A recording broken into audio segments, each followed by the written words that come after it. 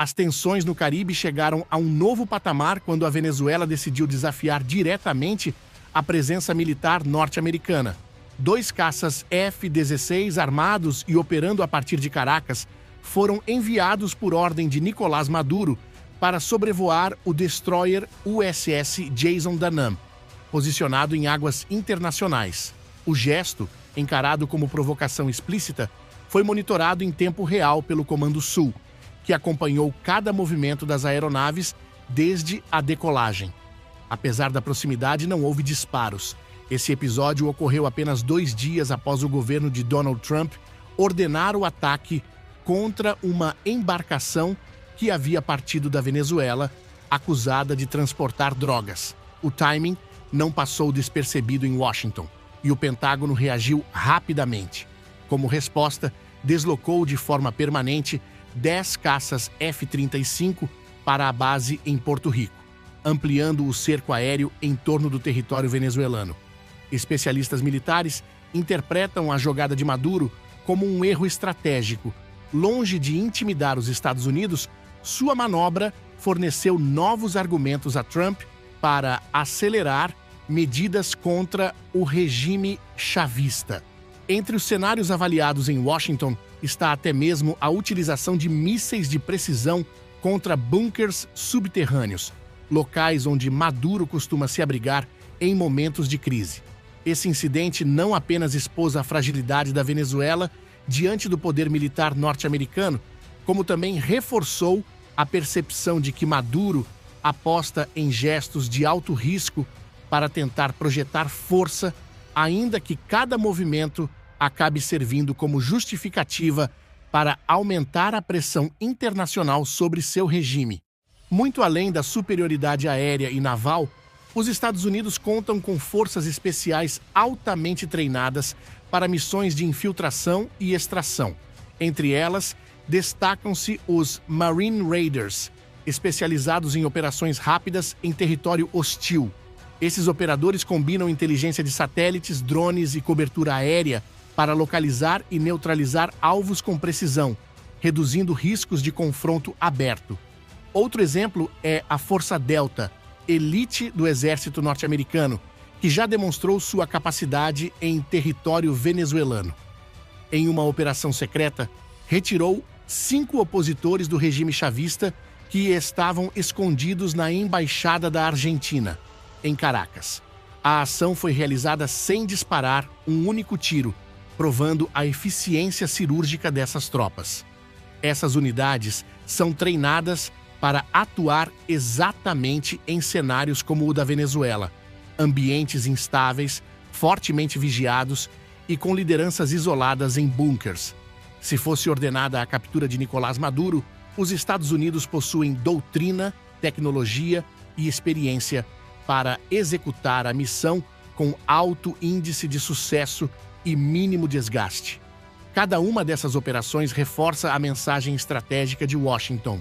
Quando decide agir, sua força militar não depende apenas da brutalidade do poder aéreo ou naval, mas da capacidade de operar de forma silenciosa, precisa e devastadora. Para Maduro, esse fator é talvez ainda mais ameaçador do que os próprios caças e navios norte-americanos que cercam sua costa. Apesar de tentar demonstrar poder com gestos provocativos, Nicolás Maduro enfrenta um isolamento crescente. Sua dependência de aliados como Rússia, Irã e China não compensa o atraso tecnológico e a fragilidade das forças armadas venezuelanas. Na prática, Maduro está praticamente sozinho. Grande parte do arsenal venezuelano encontra-se envelhecido, sem manutenção adequada e em péssimas condições de uso. O que sustenta o regime é o petróleo e a repressão interna contra um povo que há anos sofre com crise humanitária, falta de alimentos e perseguição política. A tentativa de intimidar o Comando Sul, ao enviar 2 caças F-16 contra um destroyer norte-americano, acabou soando mais como ato de desespero do que de força. Enquanto isso, Washington não esconde sua disposição em endurecer. A destruição de uma embarcação venezuelana com 11 narcotraficantes foi um recado claro. O governo de Donald Trump não hesita em usar força letal para minar as bases do regime chavista. A presença de caças furtivos F-35, destroyers da classe Arleigh Burke e um submarino nuclear próximo à Venezuela reforça ainda mais essa pressão. Diante desse cenário, cresce a expectativa de que a queda de Maduro seja apenas uma questão de tempo. Para muitos, sua permanência no poder não depende mais de força militar, mas de quanto tempo conseguirá resistir politicamente ao isolamento internacional e ao avanço implacável da pressão norte-americana. A diferença de poder militar entre Venezuela e Estados Unidos é abissal. Enquanto Caracas depende de caças F-16 comprados ainda na década de 80, sem atualizações modernas, Washington dispõe de aeronaves de quinta geração invisíveis ao radar e capazes de dominar o espaço aéreo em poucos minutos. Os aviões venezuelanos, com sensores ultrapassados e manutenção precária, representam uma força simbólica diante da tecnologia norte-americana. A aviação militar bolivariana mistura esses caças antigos com modelos russos Sukhoi, mas enfrenta limitações graves, falta de peças, sanções internacionais e a própria crise econômica. Já os Estados Unidos operam porta-aviões nucleares, submarinos de ataque, destroyers de última geração e centenas de aeronaves modernas, formando uma frota de alcance global. O envio de caças F-35 para a base de Porto Rico tornou o Caribe uma das regiões mais militarizadas do planeta, com poder aéreo e naval capaz de projetar força imediata contra qualquer alvo.